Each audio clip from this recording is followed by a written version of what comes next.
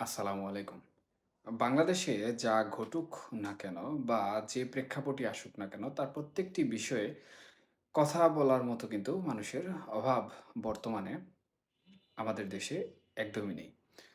অর্থাৎ যে প্রেক্ষাপটই আসবে, যে ইস্যু আসবে, সেই ইস্যু নিয়ে বিভিন্নভাবে বিভিন্ন বিশ্লেষক রাজনীতি থেকে শুরু করে সামাজিক, অর্থনৈতিক এমনকি অন্যান্য যে সকল প্ল্যাটফর্মসমূহ রয়েছে সেগুলাতে যারা বিভিন্ন সময়ে বিভিন্নভাবে বিভিন্ন প্রেক্ষাপটে পরিচিতি অর্জন করেছে এবং অনেকটাই পরিচিত মুখ, তারাও কিন্তু বিভিন্ন প্রেক্ষাপট নিয়ে বিভিন্ন সময় প্রচার প্রচারণা করে থাকেন।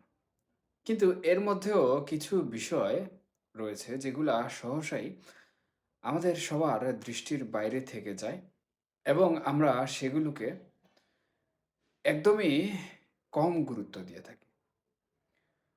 দেখুন, বাংলাদেশের যে জিডিপি রয়েছে, সেই জিডিপি এবং আমাদের দেশের যে বৈদেশিক মুদ্রার রিজার্ভ, সেই রিজার্ভ বৃদ্ধিতে সরাসরি যে বিষয়গুলো গুরুত্বপূর্ণ ভূমিকা পালন করে, তার মধ্যে প্রবাসীদের পাঠানো রেমিটেন্স অন্যতম ভাবে একটি পন্থা।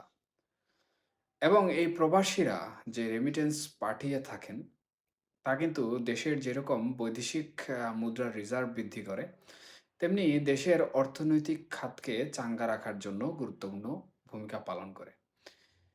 এছাড়াও এই প্রবাসীদের পাঠানো রেমিটেন্স দেশের অবকাঠামোগত উন্নয়ন, রাষ্ট্রীয় কাঠামোগত উন্নয়ন, সামাজিক কাঠামোগত উন্নয়ন সহ বিভিন্ন কাজে বিভিন্ন সময় ব্যবহৃত হয়। চলতি বছরে $240 বিলিয়ন রেমিটেন্স এদেশে এসেছে। এরকম একটি তথ্য বা পরিসংখ্যান উঠে এসেছে। কিন্তু এই রেমিটেন্স প্রবাহ যারা বৃদ্ধি করছেন বা এই রেমিটেন্স যারা পাঠাচ্ছেন, সে সকল প্রবাসীরা প্রত্যেক প্রেক্ষাপটে, প্রত্যেক রাজনৈতিক রদবদলের পরিপ্রেক্ষিতে বা প্রত্যেক সময় কিন্তু বিভিন্নভাবে অবহেলিত হয়ে থাকেন। এর মধ্যে ২-৩ টি বিষয় হচ্ছে বেশি গুরুত্বপূর্ণ। ১, প্রবাসীদের সাথে বিভিন্ন ধরনের প্রতারণা বিভিন্ন দেশে হয়ে থাকে। তাদেরকে যে ধরনের কাজ দেওয়ার কথা বা যে বেতন বা পারিশ্রমিক দেওয়ার কথা, সেটি অনেক সময় দেওয়া হয় না এবং তাদেরকে যে চুক্তি করা হয় কাজের জন্য, সেই চুক্তির বাইরে গিয়ে অন্য কাজ করতে বাধ্য করা হয়। দ্বিতীয়ত, তাদেরকে যে বিষয়টি করতে হয় সেটি হচ্ছে বিভিন্ন দেশে তারা বিভিন্নভাবে নিরাপত্তাহীনতায় ভোগেন। তৃতীয়ত, তাদের সাথে যে ঘটনাগুলো ঘটে সেটি হচ্ছে কোনোভাবে দেশে টাকা পাঠানোর সময় প্রতারণার শিকার হন এবং দেখা যায় যে সঠিক পথে রেমিটেন্স পাঠাতে না পেরে তারা হুন্ডির সহযোগিতা নেন এবং আর্থিক ক্ষতির সম্মুখীন হন। এছাড়াও আরেকটি গুরুত্বপূর্ণ বিষয় রয়েছে, সেটি হচ্ছে তাদেরকে যে পরিশ্রম করানো হয়, সেটি অনেক সময় চুক্তির বাইরে গিয়েও করানো হয় এবং অনেক বেশি পরিমাণে করানো হয়। অনেক দেশে প্রবাসী যারা থাকেন, তাদের যথেষ্ট পরিমাণে যে খাবার-দাবার পাওয়ার কথা বা যে পরিবেশ পাওয়ার কথা, সেটিও কিন্তু তারা পান না। এগুলো ছিল সাধারণত প্রবাসীদের সাথে ঘটে যাওয়া বিভিন্ন ধরনের ঘটনার কিছু উল্লেখযোগ্য বিষয়।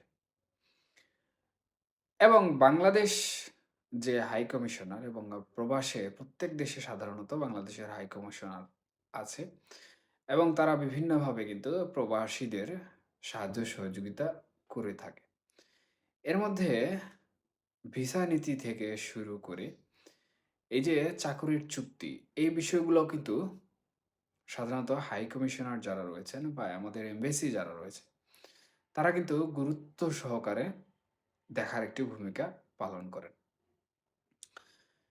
কিন্তু প্রত্যেক সরকারের আমলে প্রবাসীদের যে রেমিটেন্সের মাধ্যমে জিডিপি বৃদ্ধির প্রবণতা আমরা দেখতে পাই, সেটি কিন্তু সরকার এসে সঠিকভাবে পালন করে না। অর্থাৎ প্রবাসীদের যে সকল সুযোগ সুবিধা দেয়ার কথা বা যেসব বিষয়ে প্রবাসীদের সাহায্য সহযোগিতা করার কথা, সেই বিষয়গুলো কিন্তু পুরো দমে বাস্তবায়ন করা হয় না। দেখুন, এই কথাগুলা বলছি কারণ এই যে বিগত ছাত্র আন্দোলন হয়েছে, এই ছাত্র আন্দোলনে যে সরকারের পতন করা হয়েছে আওয়ামী লীগ সরকারের, তারপরে যে অন্তর্বর্তীকালীন সরকার এসেছে এবং অন্তর্বর্তীকালীন সরকারের প্রতিনিধি যারা ছিলেন, তারা কিন্তু এই ছাত্র আন্দোলনের সময় প্রবাসীদের কাছ থেকে বিভিন্নভাবে বিভিন্ন রকম সাহায্য সহযোগিতা নিয়েছেন এবং প্রবাসীদের যে সকল সুযোগ সুবিধা দেওয়ার কথা, সেগুলো কিন্তু তারা অকপটে দেওয়ার কথাও স্বীকার করেছে। কিন্তু অন্তর্বর্তীকালীন সরকার গঠন হওয়ার পরে এই প্রবাসীরা বিভিন্নভাবে বিভিন্ন জায়গায় কিন্তু তাদের যে সমস্যাসমূহ রয়েছে সেগুলোর সম্মুখীন হচ্ছেন এবং তারা সেগুলো থেকে উত্তরণের পথ কিন্তু এই অন্তর্বর্তীকালীন সরকারের কাছ থেকে পাননি। অথবা বিগত ছাত্র আন্দোলনে যারা প্রবাসীদের কাছ থেকে সাহায্য সহযোগিতা নিয়েছেন, সেটা সামাজিক যোগাযোগ মাধ্যমে হোক অথবা প্রবাসীরা তাদের যে ঐক্যমত ছাত্র আন্দোলনের সাথে দিয়েছিল বা সহমত পোষণ করেছিল, সহমর্মিতা দেখিয়েছিল, সেগুলোর উপর ভিত্তি করে হোক, সেই প্রবাসীদের সমস্যাসমূহ সংস্কারকালীন সরকার হিসাবে এগুলা করা উচিত বলে আমি মনে করি। এতে দুটি ফলাফল আমরা খুব ভালোভাবে লক্ষ্য করব এবং সেই ফলাফল দুটি কিন্তু আমাদের জিডিপি এবং অর্থনৈতিক প্রবৃদ্ধি বৃদ্ধিতে আরও সহায়ক হবে। প্রথমটি হচ্ছে প্রবাসীরা এই যে সংস্কারক সরকার বা এই যে নীতি নির্ধারক যারা রয়েছেন তাদের উপর আরো বেশি আস্থা এবং অগাধ বিশ্বাস স্থাপন করবে এবং দেশের যে জিডিপি বৃদ্ধিতে তারা বিভিন্নভাবে সহযোগিতা করে যাচ্ছে সেই সহযোগিতার দ্বারা অব্যাহত থাকবে।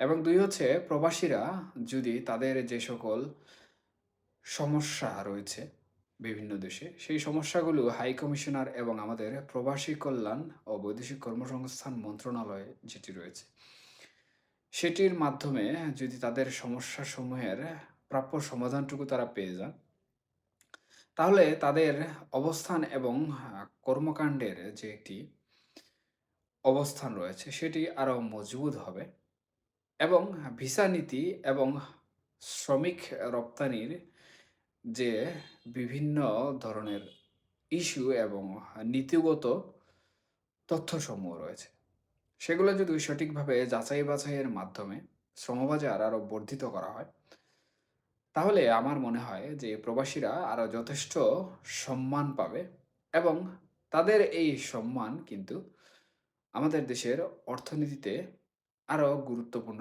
ভূমিকা পালন করবে এবং এই প্রবাসীরা যেন কোনো জায়গায় অবহেলা অথবা বঞ্চিতের শিকার না হয় এবং প্রত্যেকটি দেশে যেন প্রবাসীদের যে সকল সমস্যা রয়েছে সেগুলা যেন সেই হাই কমিশনার এবং প্রবাসী কল্যাণ মন্ত্রণালয়ের মাধ্যমে দ্রুত সময়ের ভিতরে সঠিক এবং বিচক্ষণ দৃষ্টির মাধ্যমে সমাধান কাজের নির্দেশ দেওয়া হয়, সেটি যেন বাস্তবায়ন করা হয় এবং এটি বাস্তবায়িত হলে আমি যেমনটি প্রথমে বলেছিলাম যে আমাদের প্রবাসীরা এখন যে অবস্থায় রয়েছে সেই অবস্থা থেকে আরও বেশি এবং উন্নত অবস্থায় চলে যাবে এবং দেশের অর্থনীতি চাঙ্গা করতে আরও গুরুত্বপূর্ণ ভূমিকা পালন করবে।